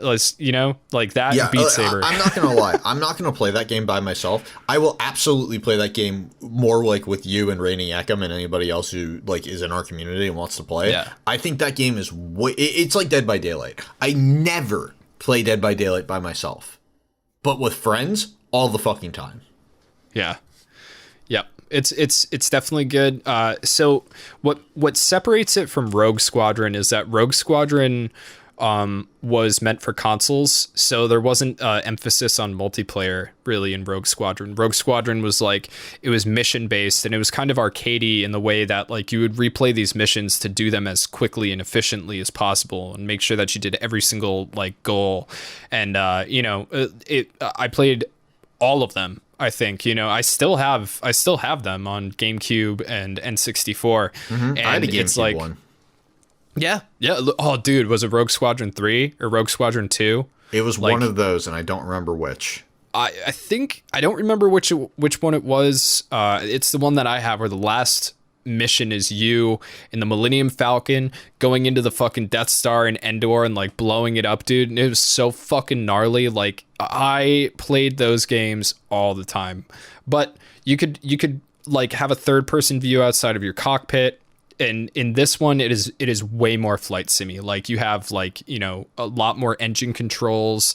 There's a lot of like so targeting many controls. Yeah, there's so many controls, but it's a lot of fun. And I mean, that's really all I have to say about that. The multiplayer can be a little bit annoying to get into games with your party and stuff like that.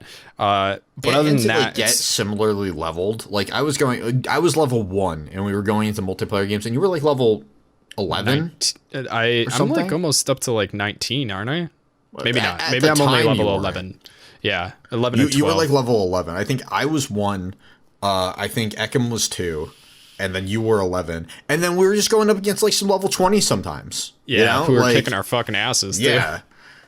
Yeah. Also, there's a lot of customization options as well. And there's no, as far as I'm aware, there is no pay to do anything. So all the currency you get in game. There's also a lot of like representation in that game. Like you can be an Indian guy, you can be a fucking black chick, you can be whoever you want. Oh yeah, that was the first thing I noticed, because the first thing they have you do is make your characters for each side. And I was like, holy fuck, there's like one white guy in here. They really actually went for world representation. Good for them. And not only that, but like the main characters in the story, like the main good guy is a black dude, the main bad guy is an Asian chick. Mm-hmm. You know, like, you know, so I know Star Wars has really been trying to like open it up, like, especially, I mean, you got to think about it. The original Star Wars got a lot of flack because apparently there was only one black dude in space. Right. You know what I mean? Like, yeah. So it's interesting, but there's a lot of customization options. You can get paint jobs for your ships, which is fucking dope. So you can like make your X-wing, you know, A-wing, your Y-wing look however you want. You can change your characters' outfits and stuff. You can even get like little hangy doodads like in your cockpit and stuff. Yeah, bobbleheads and shit. Yeah, it's really cool. Like it's a good time. But other than that, me and Devin have been playing Fallout New Vegas. Oh, really? So, yeah. She started playing it, and I was watching her, and I got really jealous, so I started playing it too. Because like Dude, I didn't realize how good it looks on the PC. You know, I bought it because I love the Fallout games, but like it looks fucking dope on a PC running on Ultra. Like it looks good and it plays good. And so I rolled my character and I made obviously I made a super skinny Asian chick, right? I gave her well, you never played a Fallout game, right? No, I haven't. But you have played Elder Scrolls. Yes. Okay, so you kind of get the idea. So I gave my character 1 intelligence, and like 1. I min-maxed my character. In D&D, you wouldn't be able to speak. Just letting you know.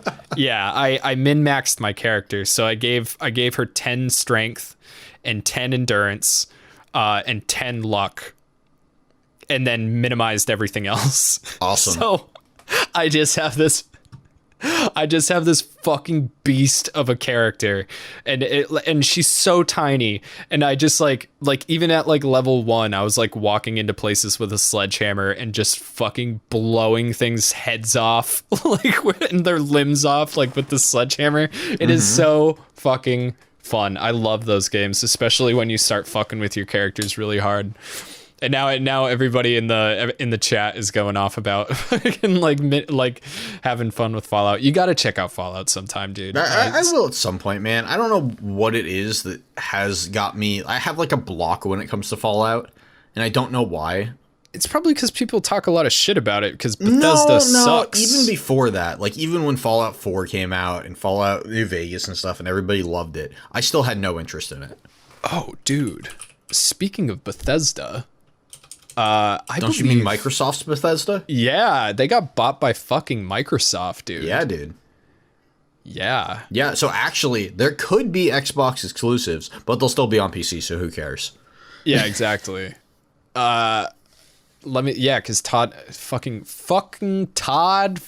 Howard. Yep. The piece of shit that he is signed his company over to fucking Microsoft. Like, he says, from our beginning, we had primarily been a PC developer. In 1999, Bethesda became part of a brand new startup, ZeniMax. Microsoft started development of their first game console. I was dubious Xbox Morrowind would be worth the time, somewhat on a technical level. All right, so basically Todd Howard's just talking about how he fucking sold out. Yeah, even harder. Like, I made my millions and I'm done. Dude, probably billions. Like, Todd Howard is such a fucking, like, I don't use this word a lot. Todd Howard is a cunt. Yeah, I know. Like, Todd Howard can suck a fucking big fat dick. I remember how excited everybody was when he, like, announced Elder Scrolls, 6 or whatever the fuck it was, like, a couple years ago. And they're like, yeah, Todd Howard, you're so daddy. And then Fallout 76 comes out. And, like, Fallout 4 was pretty low on the totem pole. Fallout 76, man, like... The only reason I had fun with Fallout 76 is because me and Devin played it together. I know. The entire time. And you kept trying to get the rest of us to play it with you, and we kept telling you no. Stop trying to make us buy a shitty game. We would have had fun. We would have been able to have a ton of fun if we all played it together, but you have to be like I don't know, even still, because Devin and I were in the same room. Like, we were playing TV to TV on PS4, and like we had so many connection issues. There were so many bugs. There were so many errors. There were so many crashes, dude. It was like absolutely fucking ridiculous. I've never played a $60 game that was that fucking broken. Just broken. Yeah, it's fucked, man. It was a fucked up game. Yeah. I'm glad I didn't buy it. Even if we would have had fun, I don't want to support a developer putting out a game that shitty. Yeah, fuck Bethesda, basically, is the moral of that story. Yeah. But let's wrap it up, dude. Yeah, more or less. I mean, we didn't... Can we end on one more of my notes? Yeah, end on a note. So, I've told you before, but I don't know if I mentioned it on the podcast. My apartment complex has a family of cats that live outside of it. And by family, I mean like 11. Okay. You know, like there are like 11 wild cats. Nobody owns them. They just live outside / underneath our apartment complex. There's like grates that they can walk through, and they live underneath the apartments. And, you know, some of them are really fucking nice and you can go up and pet them. So there's always a cat to pet. And some of them fucking hate people. And every single time you try to come up to them, they run the fuck away unless you have food. And then they'll stick around. Right. But one of the nice ones, that our neighbors have a grill that they leave outside when they're not using it. It's just like a, you know, a regular like charcoal grill. So that they can grill during the summer and stuff. And this one cat has decided that grill is now its home. It's not a good place to live. I'm not saying it's a good place to live. I hope there's no charcoal in it. It lives on top of it. So it doesn't go inside of it. It just sits on the top. But every single time for probably the past 2 weeks that I have gone outside to go to like the store, to go check the mail, anything, that cat is on top of that grill. Is the grill black? Yes. So it probably takes in the sun and makes it really warm. It's always in the shade. Oh. Yeah. I don't know. It's underneath a sill. It doesn't make any sense to me. But I have taken to calling the cat Grillbert. As a name. I don't normally name the cats outside because they're not my cats and I don't want to get too attached because you never know when they're going to die. We got attached to one of the cats outside and we really loved it and we called it Bean, and then a week later it died. So yeah. From what? So, yeah. Car? Something like that. It just disappeared. Okay. You know, so that was kind of like a lesson. We're like, maybe we shouldn't do that. Do you guys have Fisher cats out there? What are Fisher cats? Fisher cats are psychotic weasels that live in trees. No, I don't think we have those. Oh, we have Fisher cats, dude. That's what, if your cat goes missing, that's what happened to it. Is a Fisher cat got it out here. Like, if Fisher cats are so fucking scary, dude, like you can hear them at night sometimes and they're like, like in the fucking trees, dude. Yikes. Like they scream like babies. It's so fucking crazy. I've never seen one in my entire life. I've only heard them. And yeah, they'll come out and they'll get your chickens, they'll get your cats, they'll get your small dogs. Yikes. My buddy Ben used to live in Montana, and he moved here because his neighbor's infant was taken by a Fisher cat. Oh, wow. Yeah, weasels are evil. Dude. Weasels are evil. Like, they're one of the only, like, cats, weasels, and badgers are the only animals that like to kill. Like, they get pleasure from killing things. So they'll just kill things for fun.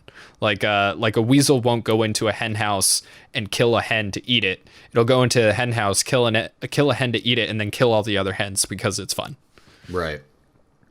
So anyway, sorry to interrupt you. Oh, no, so the that's cats. Fine. Yeah. So Grillbert the cat. Yeah. So I've taken to calling it Grillbert, and my girlfriend loves it, so she's calling him Grillbert too. And so we're not adopting the cat, but now every time we go outside, we get to talk to Grillbert for a little bit and pet him. And I think the thing that I wanted to end this on is that there's new scientific study that shows that the way that cats smile is by slowly blinking. Okay. So if a cat slowly blinks at you, it's smiling at you. So if you slowly blink at a cat, it'll be more likely to like you because it thinks that you're smiling at it. Interesting. So we're going to start slowly blinking at our cats that live outside and see if they start liking us more. Nice. Yeah. So I will come back with slowly blinking updates and let you know if it's actually working. Neonosis says it's a way of showing non-aggression. Interesting. Well, I heard smiling, but non-aggression is also smiling typically. Yeah, well, I mean, it's like anything that's non-aggressive towards another animal, like, will make them, you know, not think that you're gonna fucking kill it, which is generally what animals think. Yeah, I think you did mention the cats to me. Because I think we had a conversation one time because don't you live outside like an old people's home or something like that? Yes. Yeah, I live down the street, like the next fucking street, or not even a street, but it's like our apartment's here. Basically next to us, there's like a patch of grass and shit, but there's an old folks home. Right. So basically, like or a mental help place. Okay. Yeah. So it's probably a mix between your own apartment complex, whatever apartment complexes are around you, and the home. Because like when I lived in an apartment complex in Ware, which is a really shitty town anyway, we also had a cat colony, except it wasn't like 11 cats. It was like 50 cats. That's a lot of fucking cats. Dude, well, I mean, okay, so for instance, when we used to turn on the fan in the bathroom, all we could smell was cat piss. Ooh, yeah, right? that's a big yikes.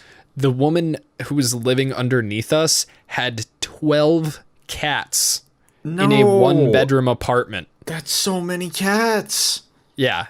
And no fucking litter boxes or anything. Like, they ended up kicking her out, and then they had to strip her whole apartment down. Like, they had to take the drywall off. They had to take the carpets out, like everything, dude. So what would happen is, like, this apartment complex was low income, so we got a lot of old people, and the old people would always have pets, and then they would die.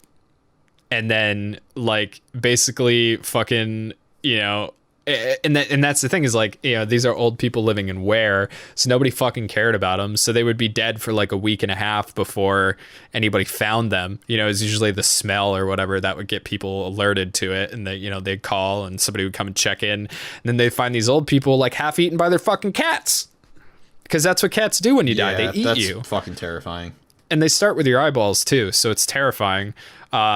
So we had. And the thing is it, again, it was Ware. Like, I'm sure people have towns around them that are like that. Like, Ware is like the absolute shit dumpville of the Pioneer Valley. So it's like nobody did anything with the cats. It's not like they took the fucking cats to a you know, pound or something like that. They just put them outside.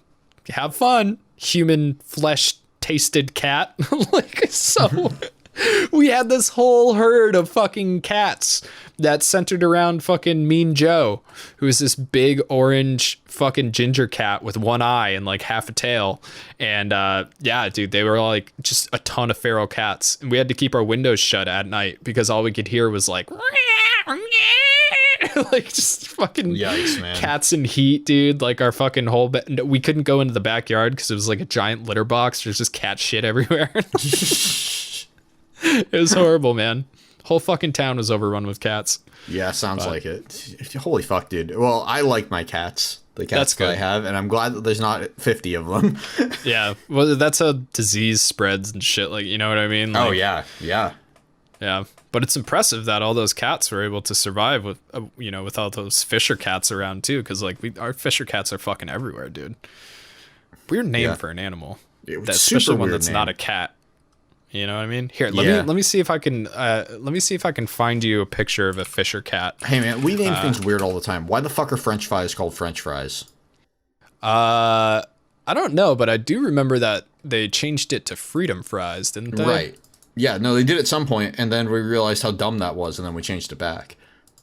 Oh, I see. Or a war ended. That's probably what happened. Was a war. Yeah, ended. I would imagine that the war probably ended. But well, I don't know. Like, what did we have against France other than the fact that they gave their country to Hitler? That's probably it. That's probably the thing. Sorry, I'm joking. I always joke with our patrons about that. Here, I'm uploading a picture of a Fisher cat to. Yeah, it's not a cat. It's a ferret. Yeah. Yeah. Or, well, a ferret, weasel, mongoose, whatever. Same type it's of thing. not a cat. Yeah, it'll kill a cat. Yeah. Look at its little barriers. Yeah, no, I was about to say the biggest difference that I can see besides the fact that it's obviously not a cat is the fact that the ears are not pointy. Yeah. Imagine that thing taking your baby and you never seeing your baby again. I don't have to. I never have to think about that. Stupid baby. Couldn't fight off a fucking... Actually, I wouldn't want to fight off a Fisher cat, dude. Those things... Have you ever gotten bit by a ferret? No, because I don't socialize with... What are they, marsupials? I don't know. They're weasels. Oh, yeah. Well, what is a weasel? What is the umbrella term for weasels? A weasel is a weasel, I believe. Like... Weasel, let's see, weasels and Fisher. I guess like a Fisher is a weasel. Scoundrel, wretch, rogue, swine, bastard, creep, louse. Weasel, Wikipedia. Here we go. It's part of the genus Mustela, or the Mustelidae. The Mustela genus. Yeah, that tells me fuck all. whatever. So it includes least weasels, polecats, stoats, ferrets, and minks. What the fuck is a polecat? I don't know. What's a polecat? It's just the name of a fucking weasel. Okay. Well, now we're just Googling weasels. Let's close this shit down. That's fair. And they are obligate carnivores. So there you go. Yeah. Not a lot of animals are obligate carnivores, man. Nah. Typically herbivore or omnivore, you know? Mm-hmm. Yep. All right, guys. This has been I like how in the beginning we're like, yeah, this is an anime podcast in video games, and then we talked about diet for like fucking a half an hour. Minutes, and then, yeah. All right. Well, we anyway, always talk about life and other shit too, man. It's part of the charm. That's true. All right, Tyler, you have some important information for everybody. Super important. Please listen. Yes. Tyler, where can the kind people find us on Twitter? That would be at bonsai_pop. How about on Instagram? Also, at bonsai_pop. Don't spell out underscore. Use the underscore tab. Twitch.tv, Tyler. /bonsai, again, _pop. That's right. And where can they send us a Gmail? That would be at bonsaipopteam@gmail.com. You can send us things. People do that sometimes. We respond to them. It's crazy, I know. And how can they join our lovely Patreon? That would be at patreon.com/bonsaipop. The best thing to do, because we are always on our Patreon Discord, and that's the easiest way to get in touch with us, and it only costs $1 to get in. That's right. And last but not least, most importantly, our bread and butter, what we do for a living, youtube.com/bonsaipop. No underscore, or just search Bonsai Pop. Hell yeah. Guys, this has been the Bonsai Popcast. It is Sunday, 10/11/2020. And we will see you next time. Make sure to stop by youtube.com/bonsaipop on Saturday morning at 10 a.m. for our video on Devilman. It's going to be sick. We'll 10 see a.m. you then. Eastern. Standard. Yep. Time. Goodbye. Bye, everyone.